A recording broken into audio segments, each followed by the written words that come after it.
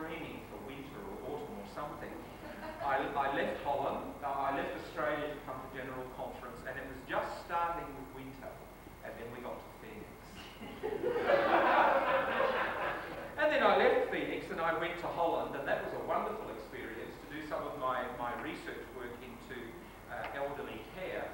And Holland was wonderful in summer, and then autumn slowly started to arrive. And you just got the first hints of it, and I went to England.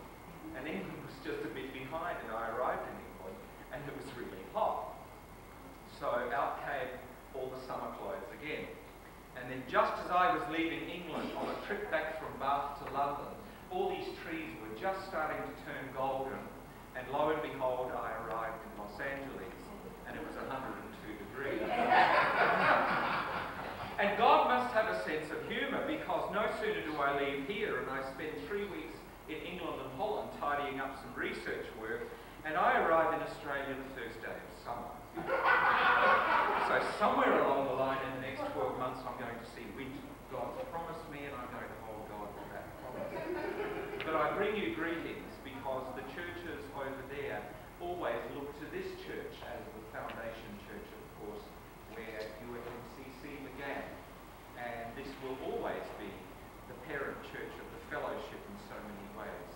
There are churches who worship differently. I said this morning at Silver Lake, the church in Hamburg is so different, and it gave me an idea of what it was like to be a language minority in a majority. It's very disconcerting when you hear somebody translating your preaching, and you're trying to listen to see whether they're translating it correctly, and your German isn't as good as their English is. And I'd really ask you to pray for the Netherlands. I was in touch with a number of people in the Netherlands, and the general comment is, we don't need MCC here. Well, when I hear that, it's always a challenge. And I think there is room for MCC everywhere. I have yet to find a country where somewhere, somehow, people are not discriminated against. And I bring you greetings from my brothers and sisters, especially in Australia and New Zealand. We call New Zealand the land of the long white cloud. For people who have watched the economy go down, it's a case of the land of the long white shroud. Australia, on the other hand, is such a vast land, almost the size of the United States, but only 16.5 million people. And people there are very concerned about labour laws, and it's called the land of the long weekend. Sometimes I'm really amazed that people think that they're far away from the MCC. Wait until you come to Australia and you have to fly for 3 hours to get to the nearest MCC. I ask you to pray especially for our church on the West Coast. It's like being in Los Angeles and having MCC and having your closest church maybe around Minneapolis or Chicago.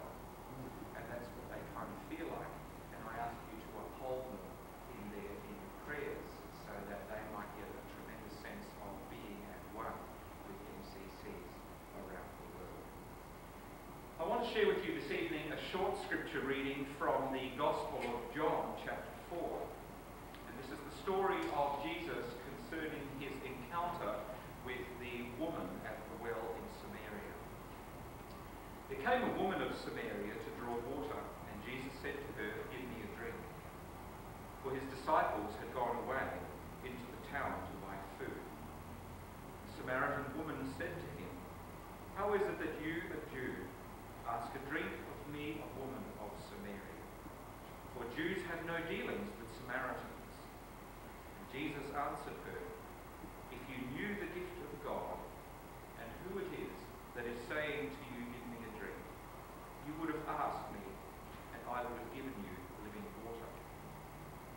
The woman said to him, "But you have nothing to draw with, and the well is deep. Where do you get that living water? Are you greater than our forebear Jacob, who gave us the well and drank from it himself, and his children, and his cattle?" And Jesus said to her, "Everyone who drinks of this water will thirst again. But whoever drinks of the water that I shall give them will never thirst. The water that I shall give will become in them a spring of water welling up to eternal life." The woman said to him, "Then give me this water, that I may not thirst, nor come here to draw." Shall we bow in one moment?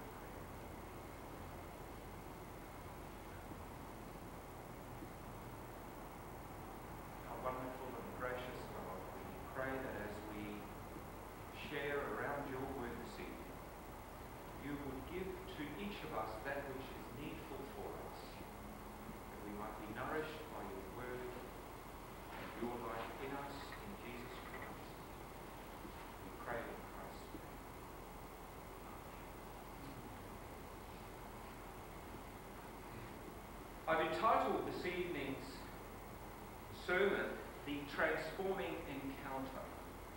The Transforming Encounter. As I continue to read the Gospels and as I continue to explore what it is that I should share with a variety of congregations, I'm constantly amazed at how new the Gospels especially become to me. And what I think delights and surprises me especially is the way that the stories of Jesus' encounter on this earth with a variety of people continually have new meaning. And from them continually we begin to draw new nourishment.